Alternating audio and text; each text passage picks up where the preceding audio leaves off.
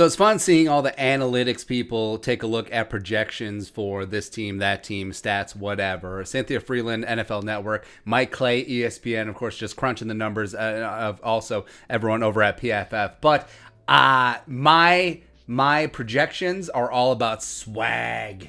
That's right. I'm not talking about being cool because I'm obviously cool. Systematic, wild ass guessing. Swag. There we go. So we're going to project the Vikings edge rusher stats for 2021, getting it done. Now, the way that we came up with that, so we're going to do snaps, pressures, and total sacks, right? So you typically play about 60 defensive snaps a game and then 17 games. So beep, bop, bop, bop, boop. 60 times 17 is 2,040. 1,020. Again, really, really good at math. And so we double it because you typically have two edge rushers, but also some guys will get some snaps playing interior, playing a little NASCAR package. Plus, if you go 3-3-5 or 3-4, maybe they get on the field three or more. Whatever. Whatever. So that's how we came up with snaps. Sacks. Last year, the Steelers led the NFL in total sacks with 56, as well as the Buccaneers edge rushers led the league in pressures with 185. So, woo! That's our barometer. Of course, add a game, so let's get after it. Let's start off at the bottom. So we're going to break this down between guys who make the rooster, guys who make the practice squad, and guys who do not. So two guys who are not going to make the roster. Za'Dai Johnson, the UDFA signee out of Cal, as well as Jalen Holmes. Jalen Holmes had all the opportunity in the world over the last 3 years to get it done. He did not, and I think there's just too much talent above him. So there you go. Two guys are going to make the practice squad. Kenny Willekes, last year's 7th round pick out of the Michigan State University. Johnny Tryhard spent the year on the IR. I think that he does show enough in camp and preseason to make the practice squad.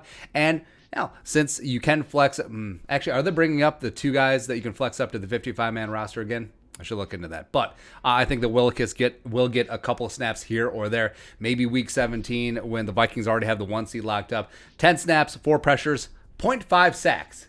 It's good to share. There we go. Bottom of the roster. So we got the two rookies, Janarius Robinson and Patrick Jones, 4th and 3rd round picks respectively. So we just shot from the hip. We have them both playing 186 snaps, which is roughly 10 a game, 10, 11 a game. They both get 17 pressures. Janarius ends up with 5 sacks. Patrick Jones second ends up with 3.5, which is pretty good. And given that they're playing 10, 11 snaps a game, that means situationally, that means a little NASCAR package, as well as spelling the occasional snaps here or there for the big three on the edge. So I do think that is a good way for these two rookies to get their feet wet. And you've seen that progression. You've seen Brian Robinson backing up Ray Edwards and Jared Allen, eventually getting in on a couple of snaps. You've seen Everson Griffin backing up Jared Allen, Brian Robinson, getting snaps any way that he can. You've seen Danielle Hunter backing up Brian Robinson and Everson Griffin, getting a couple snaps here or there. And I think that they will take the same route with Janarius and Patrick Robinson. And I wouldn't be shocked if they're successful. I mean, because they're probably not going to play too many running downs. They'll get after it when it's 3rd down, when it's highly likely to be a passing situation, and they do have a natural ability to just get to the quarterback. And yeah, as an edge rusher, you think about too many things. You have this dossier on this tackle ahead of you, this, that, other thing. What move did I show him in the first quarter, blah, blah, blah. But no, these young guys who, deer in headlights, it's their first time in the show, even though they both play big-time college football. Hey, go out there, get the edge, get the quarterback. And that's going to be your job 10 times a game. And I think both could be very good in that role. So next up, Stephen Weatherly. So I think that on paper, Stephen Weatherly will start the beginning of the season, but I think DJ Wonnum is going to step up. But Weatherly will get a fair share of snaps, 409, as well as getting 26 pressures and 3.5 sacks. And Weatherly I like because he's a utility player, can play on the edge. Some of his best success in 2019 for the Vikings was when he was on the interior with Evadio Denebo, rushing on 3rd down, going full NASCAR, going 4 defensive ends on the defensive line, and getting after it there. Then, we got DJ, a.k.a. Danielle Jr., nailed it, Wonnum. So he clocks in at 510 snaps. He and Weatherly basically split that starting role opposite of Danielle, gets 54 pressures and 7.5 sacks. It is a really nice breakout second season for Wonnum. You saw the flashes last year. He called a game against Aaron Rodgers and the Packers up at Lambeau. And I think Wonnum, he's not the high-end uber physical freak athlete like a Danielle Hunter was or like a Janarius Robinson, but he's a great workman. He's a great leader, isn't afraid to play play the run. I think that he is just a rock-solid meat-potatoes edge rusher and a very good number 2. He's going to be the Robin to Danielle Hunter's Batman. And speaking of Batman, the Dark Knight rises. The Dark Knight returns. Batman returns. Whatever. Woo!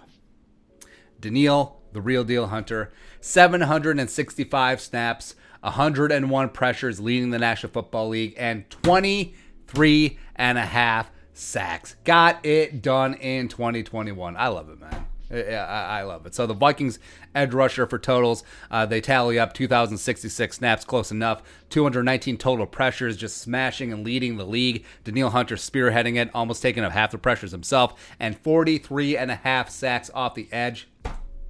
Party time. Party time. Good times are here again. So I think this is roughly how it breaks out. So Danielle plays about 70-75% of the snaps, which is typically what he's played when he's been healthy for full seasons. And he does rotate out from time to time, but in high leverage situations, 99 is going to be getting that corner. He's going to be beating his tackle, left or right tackle, whatever, and he's going to get all up in that quarterback's grill. He's going to alter trajectory of passes. He's going to make them throw off their back foot. He's going to bring them down to the ground. He's going to cause strip sacks. He's going to get the ball back to the offense, and they'll score 35, 42, 47. I don't care.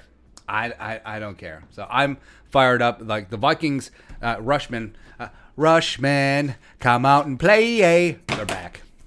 They're back. They're actually going to live up to the names. The Letter Jackets this year will be cool because, they're actually getting after it. But, yeah, Danielle, Defensive Player of the Year, Comeback Player of the Year for sure. DJ Wonnum rises in year 2. Steve Weatherly is still that nice workman veteran getting in there. Plus, the future is very bright with Janarius Robinson, Patrick Jones II. I think that's a great way for them to get their feet wet. Plus, Kenny Wilkes, Johnny Tryhard. Come on, get some. Get some. And if Weatherly isn't re-signed next year, Kenny Wilkes makes the roster. He works into. Why not? Why the hell not? But your thoughts and our thoughts, projecting the Vikings edge rusher stats for 2021. Let us know in the comment section below. Subscribe for daily Vikings takes. Want to support that work, post on the Venmo. But until next time, Skol, production value.